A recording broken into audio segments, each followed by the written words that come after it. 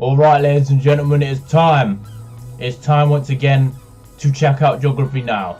Yes, we are back with some Geography Now content. I have not watched a Geography Now video and it feels like at least 2 to 3 weeks. I mean, it feels longer because I've released so many videos in that time. But I believe the last video I released was Geography Now Peru, right? And I've got a lot of Peruvians, man, commenting, and you know, these videos do well on the channel over time. You know, Geography Now India is one of my best videos on the channel. Geography Now Norway and Finland as well. So I thought we'd come back with some Geography Now, and today we're checking out Pakistan. I actually had a ton of friends from Pakistan at school, man. Like throughout my school life, I had a lot of friends from there, so I kind of know a bit about the culture and the people a little bit. But yeah, I don't know too much about the country, and I know like they're neighbors with India. I know they have some bad blood with India, and you can see it all over social media and stuff like that. I'm gonna get into this video, man. It's gonna be interesting. I heard Pakistan's a very nice country, man. All my friends were telling me you have to visit it one day. It's really nice. You know, they love it. You know, we're gonna get into this video, man. Be sure to leave a like and subscribe if you are new to the channel. You can suggest me any videos you want me to see. And without further ado, we're gonna get into this. All right, Pakistan. You've probably heard of this guy, maybe in the news, maybe in literature, maybe in movies. Pakistan is sort of a societal paradox. It's only a little over half a century old, yet it retains history that predates the pyramids of Egypt. There's so much to cover, so pack your bags and stand on this bus ride to Pakistan. It's time to learn geography now! Hey everyone, I'm your host Barbs. Pakistan is kind of like the bridge between the Middle East and the rest of Asia. It is the only nation in the world known to have been established on the basis of religion alone. Well, what about me? I mean, originally kind of, yes, but you were like one unit with Pakistan, and then you got a second independence based on you not liking Pakistan. Oh yeah, that's right. By the way, you should really redo my episode. It's completely outdated and you totally stole that map from Jay Foreman. Oh, I met up with Jay in London. We had a jolly live stream chat and laughed about it. Calm down, he's cool with me. It's true, I am cool with it. I'm not really cool with it. Anyway, time for Pakistan. Pakistan. It's interesting because even the name, which means pure land, is even an acronym for the 5 former regions of British India that joined together: Punjab, Afghania, Kashmir, Sindh, and Baluchistan. Pakistan! Later the I was added to just help with pronunciation. Anyway, the map. Pakistan is located in South Asia, surrounded by Iran, Afghanistan, China, and India, with the Arabian Sea and Gulf of Oman in the south. The country Pakistan is surrounded with some real countries in disarray, aren't they? Iran, Afghanistan, like Jesus Christ. Someone in the India video, right, commented, because I made a comment, right, about in India I heard people get, kids sometimes get kidnapped in rural areas. Some people confirmed that, other people kind of denied that. You know, I don't know what to make of it, if you know what I'm saying. Somebody said that happens in Pakistan, not India. You know, he's probably just throwing some shade out. I'm probably gonna get some Pakistanis coming in here now and not liking that comment, but you know, just throw out there, go give him the hate on it. It is divided into 4 provinces and 3 territories, including the capital Islamabad that acts as its own territory. Keep in mind the northern territories are administratively operated under Pakistan's government, but India still claims parts or most of them. The country's largest city and former capital, though, is Karachi in the Sindh province, with about 15 million people. It holds the largest and busiest airport, Karachi Jinnah International, and the largest shipping port, the port of Karachi, which handles about 60% of the nation's cargo. However, the largest deep sea port in the world is actually here in Gwadar. Recently, it has been going over massive renovations and construction funded by the Chinese as a means to help with access to the Indian Ocean. The nation's second largest city is Lahore in the Punjab province, which holds the 3rd busiest airport, Lahore Allama Iqbal International. The country has a vast, wide rail network extending from Karachi to Peshawar in the north, with branch lines extending to Iran, Afghanistan, and a proposed line that goes up to China. However, it would be very difficult considering that there are incredibly high mountains up further north, and today there is only one main road that crosses over from Pakistan into China. The N35 highway, otherwise known as the Karakoram Highway, the world's highest paved road at over 4,000 meters above sea level. This one little road is the life-giving artery on the 523-kilometer wide border that gives China access to the Indian Ocean and Pakistan access to the east, circumnavigating around India, which otherwise blocks them both. Yeah, I mean, it's really not hard to understand why China and Pakistan get along. It's like, give me access to the west. Ugh. Nope.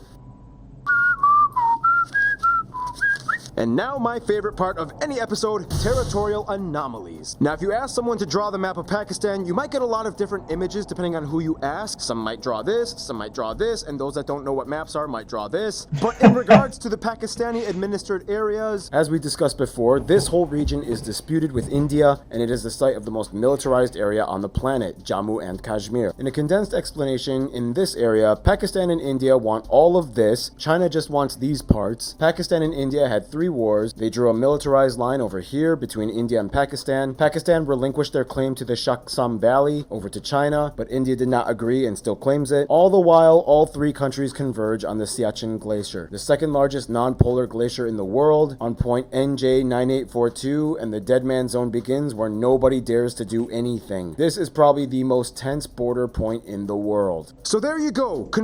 Isn't the second highest mountain in the world in Pakistan K2? Is that in Pakistan? I think it is. Fusing border stuff and weird tension with Chinese alliance. Pakistan! Some of the top spots you guys, the Pakistani geography suggested we mention in this video include places like Faisal Mosque, the Shandur Polo Grounds, the most dangerous hanging bridge in the world, Shangri-La Lake, the shipbreaking yard of Gadani. There's so many amusement parks like these. There are so many forts like these. There's even some Hindu sites like these. Of course, there are so many tombs and mausoleums. Here's a bunch of them. There's St. Patrick's Cathedral in Karachi, Changamanga, Lahore Museum, Karachi War Cemetery, all of these UNESCO heritage sites, as well as these major archaeological sites. Yeah, you can see that there's a lot of backstory hidden within the valleys of Pakistan, and it goes way back to a very important river, which brings us to... Pakistan's landscape is incredibly diverse. If you look at Pakistan from above, you'll notice it has some very prominent and distinctly contrasting features, and it's very interesting how Pakistan used these features to their advantage. For one, Pakistan is kind of precariously situated right at the convergence of the Indian, Arabian, and Eurasian plate zones. This is what has created the dry, hilly area known as the Sulayman Range and the Baluchistan Plateau in the southwest. Despite the Balochistan province, the largest one, taking up about 44% of the country's land, only about 6% of the population lives here. This effectively makes Balochistan and Azad Kashmir the earthquake capitals of Pakistan. The capital of Balochistan, Quetta, was nearly destroyed in 1935, yet rebuilt. In the north, you can find the tallest peak, K2 or Chogori, the second tallest mountain in the world, straddling the border with the disputed Shaksam Valley that both India and China claim. Keep in mind, 5 of the 14 tallest peaks in the world, known as the 8000ers Club, are located in the north of Pakistan, 4 in the Gilgit-Baltistan territory alone. From there... You know what I heard about K2? I heard people don't climb it. Is it that no one's ever climbed to the top? Apparently you just can't climb to the top because it's just made of ice.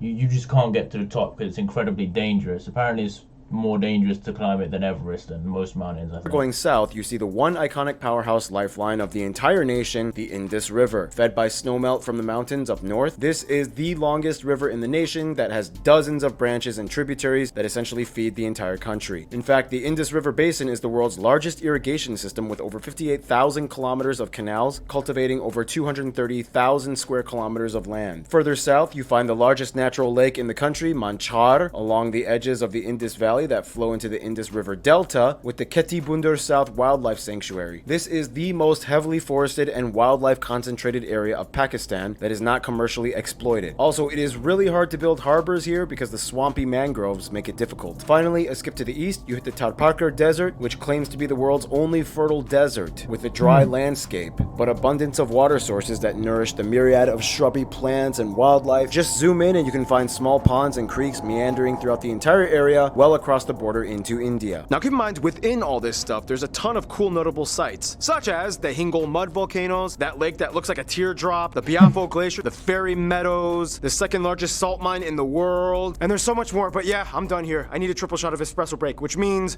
oh no! Oh no! Oh no! Oh, Noah. As you can probably guess by now, Pakistan's land is not only loaded with contrast, but resources as well. Over 40% of the population is employed in agriculture and livestock, where wheat and cotton are the major crops. They actually rank 4th in the world for cotton production and 3rd in goat meat. Pakistan is actually one of the largest textile producing countries in the world. In fact, this one city produces about half the entire world's football or soccer balls. Otherwise, the nation is also thriving with wildlife. They have about 660 bird species, over 170 mammal species, including the national animal, the markhor. To finish off Never the seen that segment like before. we always do, food. Some dishes you guys, the Pakistani geography suggested we mentioned include things like Baluchi-style saji and meat pie. Beef and lamb korma is also popular. I want to go back and see what the hell that was there.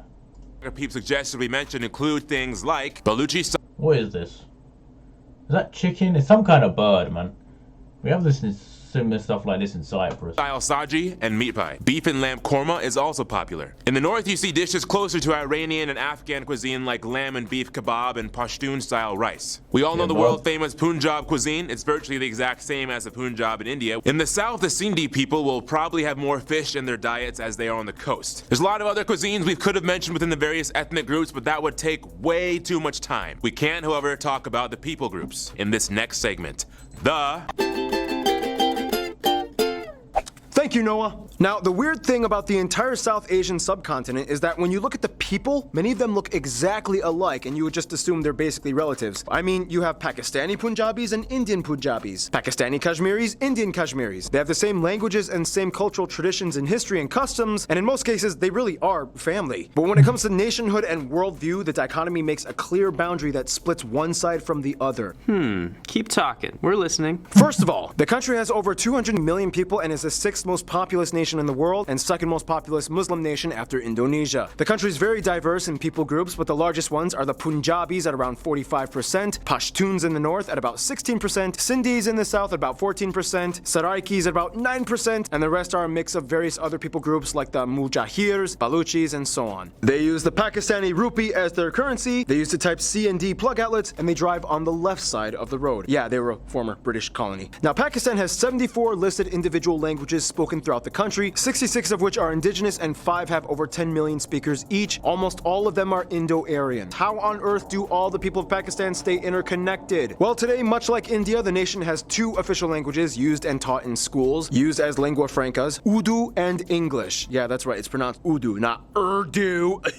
For reference, Urdu is basically the same thing as Hindi, except it has a few extra words and phrases borrowed from Persian and Arabic. It's also written in the Perso-Arabic script. Here are some of you guys, the Pakistani geographers, explaining the subtle differences between Urdu and Hindi. Hi, I'm Asya from Pakistan. Khatun is a woman in Urdu, and in Hindi it's Mahila, usually. Also, words like miracle, which is mojiza in Urdu, is chamatkar in Hindi. I'm Maha from Lahore. Some of the words, or more like sentences, are quite the same in both the languages. Like the word magician, in both Hindi and Urdu it's jadugar. But to a Pakistani and an Indian, the language differences are quite stark. Let's take thank you for example. In Hindi, you would say dhanyawad, but in Urdu, you would say shukriya. Thanks, guys. Now, within the I was gonna say, it's kind of like certain thingies of English, but then it's really not, because American English, which is still English, or Australian English, like they have their own spin on it. And he had words, but this is they're still 2 separate languages. Like, when you do the whole English thing, it's not 2 separate languages, it's still the same thing. The areas that make up Pakistan today, there is no one type of Pakistani. They come in all different shapes and colors, but the general demographic configuration layout shows that the east is more Indo-Aryan and the west is more Perso-Iranian. We don't have time to explain the culture behind all the many people groups of Pakistan, but we can highlight the largest ones. Let's start off. Punjabis. They are the river people. The word Punjab even means land of 5 waters. They are the backbone of the Indus River Valley. They are known for having a lot of agriculture or artisan associated people, but basically everyone knows that Punjabis are like the partiers of Pakistan. Their cousins, the Saraiki of the south, are kind of like a weird fusion between Punjabis and Sindhis. They love cooking with these flowers and are famous for their Jumar dancing. Sindhis are the southerners of Pakistan that rule the delta and the largest city, Karachi. They are kind of known for being the money handlers, the business guys of Pakistan that keep the gears running on the financial side. Sufi Islam has a huge impact on Sindhi culture. Pashtuns. These are the same Pashtuns that we talked about in the very first Geography Now episode, Afghanistan. Remember those days.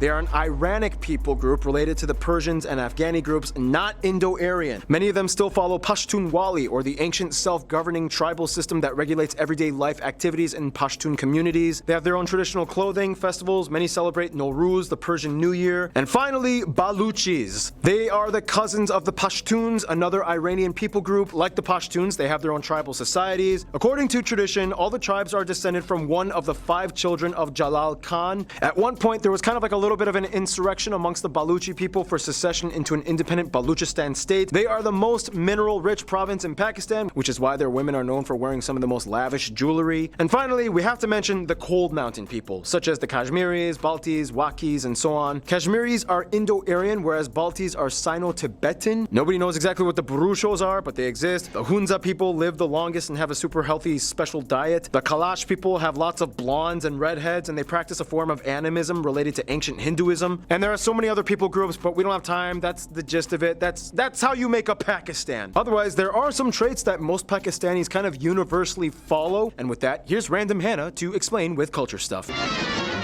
In Pakistan, no matter what region you go to, you are very likely to see the traditional dress called shalwar kameez. They come in all different colors and designs. India has Bollywood and Pakistan has Lollywood, the term used for the film industry centered around Lahore, mostly producing Urdu-speaking films so everyone can understand. Pakistan also has the most active and numerous UN peacekeepers, usually working in Islamic countries to help as mediators in religious-based conflict. Speaking of which, they have the 6th largest military force in the world. They are famous for the Wagah border ceremony done every day at the border with India. Many people know That man's leg went incredibly high, dude. Pakistan and India as cricket powerhouses. However, they love field hockey and squash as well. They have the best performance in the world with 4 championships. And with squash, they have the most British Open squash championships and world championships as well. And finally, of course, at about 95% of the population adhering to it, Pakistan unites mostly under the Muslim faith. Nonetheless, the Constitution guarantees freedom of religion, and there are noticeable Hindu and Christian minorities. However, the Constitution does limit political rights of non-Muslims. For example, the president and prime minister must always be Muslim. And now, I'm sorry guys, but here's Keith with some music stuff. In Pakistan, there are 3 main general genres you will hear commonly throughout the country: traditional regional music, religious music, and modern music. A long time ago, before the European system was adopted, many places in the Indian subcontinent had a musical notation print called Swaralipi. It depicted notes, scales, and pitch. Raga music uses this a lot. Nonetheless, much of Pakistani music is based on improvisation and learned technique. Today, everything from Pakistani hip-hop, pop, and yes, even metal has been growing in the past few decades. I love how you were so pumped for half that sentence and then you're like, you died at the end. Now, usually we don't sugarcoat everything here at Geography Now. I asked you guys, the Pakistani geography peeps, to explain some of the current issues Pakistan is facing today. They do have blasphemy laws enacted in their government system, which some see as a suppression of speech. Illiteracy and unemployment can also be high in certain areas as well. Just like their neighbors, human trafficking, especially of the homeless and homeless children, has been widely documented. Many officials like this guy are trying their best to fight against it. And finally, yes, we all know that there is controversy with the jihadist terrorist organizations like Al-Qaeda that have been operating back and forth within regions of South Asia, often within Pakistani borders. This has been a constant struggle that the country has been facing. Their army has undergone numerous pursuits and clashes and battles against them. Terrorist attacks have killed over 30,000 people and caused over $67 billion in damage. Luckily, it has been in decline since the peak in 2009. Whew, yeah, Pakistan has beautiful land and people, but to quote Poison, every rose has its thorn. Hey man, I'm the music guy, man, dude. Sorry, Mr. Chance. Anyway, we gotta move on. History. In the quickest way I can put it, Neolithic Mergar people, Indus Valley civilization, Indo-Aryans migrate, Hinduism, Persians, Macedonians, Mauryans, a little bit of Buddhism comes in, weird confusing Indo-Greek Scythian Parthian kingdoms, more Hindu kingdoms, Arab Caliphate, Islam comes in, Turkic dynasty, Mongols, yeah, even the Mongols took a stab at it, weird regional kingdom era, Mughals, British, independence and partition, Pakistan is 2 parts, wars with India, Bangladesh breaks and doesn't want to be part of Pakistan anymore. First democratic transition from military rule. Coups, military tension, China deals, country grows. And here we are today. And finally, here are some famous people you guys, the Pakistani geography, suggested we mention. What Pakistani cricketers do I know? Afridi. Who was that? Was it Yunus Khan? Was there a batsman? He used to bat number 3. I can't really remember too many of their cricket players right now. You know, Jahangir Khan, Sohail Abbas, Malala Yousafzai, a bunch of singers and actors. His heritage is from, I guess, he's got the British flag there because I think he was born in England. Actors like these people, there's just too many to mention. But one of the most famous ones would probably be Rahat Fateh Ali Khan. So many politicians and army people like these. I'm just gonna put it on the screen for you, as well as all these sports and There you go, a 3D. Yeah, Yunus Khan. Yeah, there you go as well. A lot of Khans, not gonna lie. athletic people, Mahbubul Haq, Mir Muhammad Ali Khan, Abdul Qadir Khan, Abdul Salam, and Shahid Khan. A lot of poets and religious figures like these, but this one, Allama Iqbal, probably being one of the most prominent ones. Yeah, so many notable famous Pakistanis. I'm pretty sure a lot of people around the world have heard of them, which brings us to the world relations, which brings us to...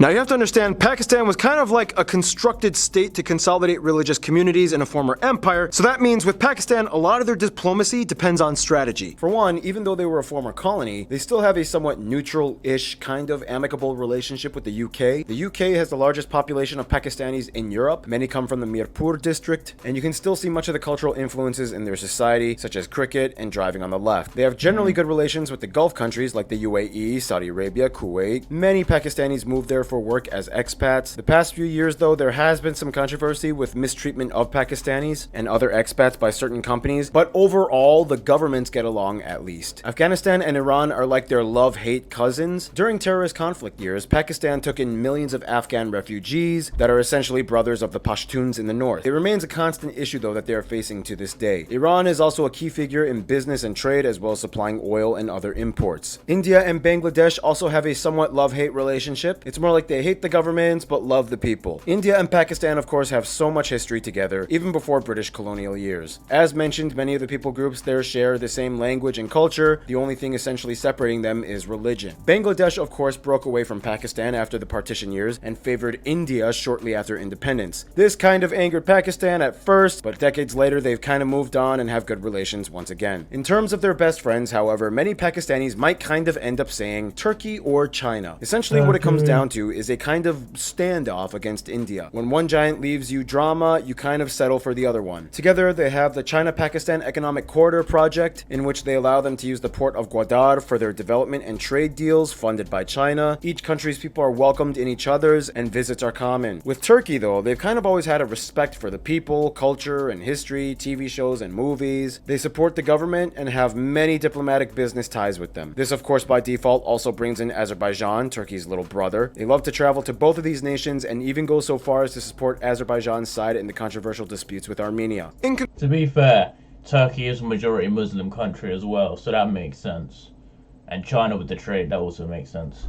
The whole India thing, I don't know too much about it personally, but it seems like he said they love the people, which is probably true, because they're very similar, right? Like the people in India and the people in Pakistan are very similar. They just kind of follow different religions. But I think it's the government that people Conclusion, don't like. Pakistan may have been formed in the 40s, but you have millennia of backstory with this place. Pakistan, it is what it is. Go for it. Stay tuned. Palau is coming up next. Palau. We're getting closer to Turkey, man. I want to see Geography Now Turkey. When Geography Now Turkey comes out, you know we will be watching it. But they're only on P, so we still will go Q, R, S, T before they get there, man. There's a lot of countries with S, man. There's a lot of countries with S, so we're gonna wait a while for that one. But yeah, man, thank you for watching this video. It's got a bit long. Be sure to leave a like and subscribe if you are new. And yeah, suggest any videos and I'll see you all next time.